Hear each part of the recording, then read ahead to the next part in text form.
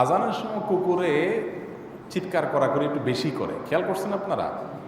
এটা কিন্তু কাকতালীয় বা বিচ্ছিন্ন কোনো ঘটনা না, প্রায় সময় এরকম ঘটনা দেখা যায় যে আজানো শুরু, কুকুরও গেউ গেউ শুরু করে দিচ্ছে। তো এইটার কোনো রহস্য আছে কিনা? উত্তর হলো রহস্য আছে। রহস্য হলো নবী করিম সাল্লাল্লাহু আলাইহি সাল্লাম বলেছেন, আজান হলে আজানের আওয়াজ এটা শয়তানের জন্য বেশ কষ্টকর, শয়তান সহ্য করতে পারে না।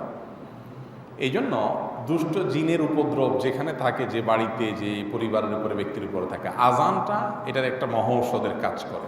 বুঝতে পেরেছেন? কোনো বাড়িতে খুব উপদ্রব হয়, সেখানে আজান এটার জন্য মহৌষধের কাজ করে। এই জন্য রুকিয়ার অংশ হিসেবে অনেক সময় কী দেওয়া হয়? আজান দেওয়া হয়।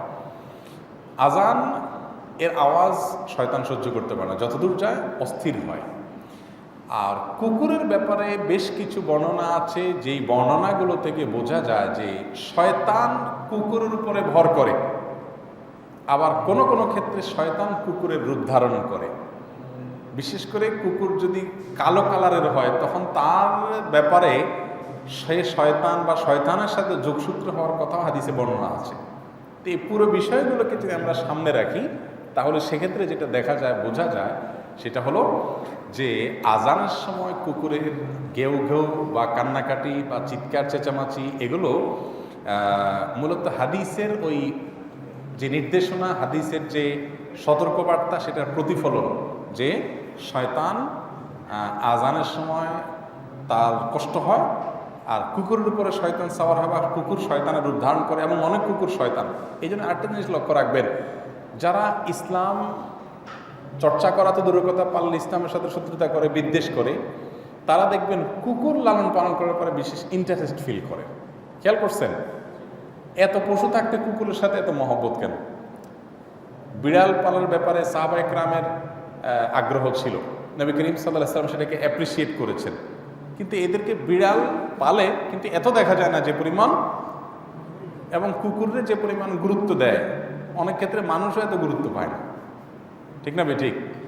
ওই যে অনেক ছবি দেখা যায় না, যে মহিলার ছেলেকে হাঁটা নিয়ে যাচ্ছে আর কুকুরের কোলে করে নিয়ে যাচ্ছে। তো এই যে নবী করিম সাল্লাল্লাহু আলাইহি সাল্লাম যেটাকে শয়তানের প্রতীক বলেছেন, সেটা আল্লাহ তাআলার সৃষ্টি। কুকুরকে যদি সেবা করে, খাদ্য দেয়, সওয়াব হবে, তাকে কষ্ট দেয়া গুনাহ হবে। হ্যাঁ, এটা কুকুরে বিনা কারণে আপনি কষ্ট দিবেন, গুনাহের কথা। একটা হাদিস আপনারা শুনছেন না? আগের যুগের এক নারী, তিনি ব্যভিচারী ছিলেন, কিন্তু একটা কুকুর পিপাসার্থ ছিল, তিনি তার কাপড়ের আঁচল ভিজিয়ে তাকে পানি পান করিয়েছেন। এই কুকুরের প্রতি সদাচরণ কারণে আল্লাহ তাআলাকে মাফ করে দিয়েছেন। অতএব আল্লাহ যে কোনো সৃষ্টির প্রতি দয়া করলে আপনি সওয়াব পাবেন, কুকুরের প্রতি দয়া করলেও সওয়াব পাবেন। কারণ আপনি তো জানেন না কোন কুকুর পার্টিকুলারলি শয়তানের রূপ ধারণ করেছে বা তার উপরে ভর করেছে, বা শয়তান, আপনি তো জানেন না। এই জন্য আপনি আল্লাহ সৃষ্টি হিসেবে সেবা করবেন, বাট সেবা করতে গিয়ে মাখামাখি করবেন না। তাহলে দেখেন, ইসলাম সবসময় ভারসাম্যপূর্ণ দৃষ্টিভঙ্গির কথা বলে। আপনি কুকুর এজ এ আল্লাহর সৃষ্টি, তার অন্য 10টা সৃষ্টির মতো তার প্রতি আপনি দয়া করেন। বিশেষ করে এই যে ঢাকা শহরের কুকুরগুলো দেখলে কিছু কিছু এলাকাতে খানা পায় না বেচারারা। আমরা আজকাল ওই যে উচ্ছিষ্ট খাবারগুলো এত সুন্দর করে প্যাক করে আপনার ময়লার ড্রামে ফেলাই দিয়ে, এই বেচারার নাগালের বাইরে চলে যায়, সব না খায় থাকে। তা আপনি কুকুরের খাওয়ার ব্যবস্থা করলেন, একটু খাবার দিলেন, অবশ্যই আপনি সওয়াব পাবেন।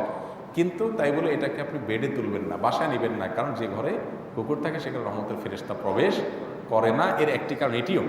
তো যেটা হাদিসে যত বেশি আপনার সতর্ক করা হয়েছে যে ব্যাপারে, সেটা নিয়ে যত বেশি মাখামাখি করে এই কুফফার গোষ্ঠী অথবা ইসলামের প্রতি অবিশ্বাসীরা, এটা মাথায় রাখতে হবে। তাহলে আজানের সময় কুকুরের গেউ গেউটা ওই কারণে হওয়ার সম্ভাবনা বেশি, যে শয়তানের জন্য কষ্টকর হয়, আর শয়তান তার রূপ বা তার উপর ভর করে।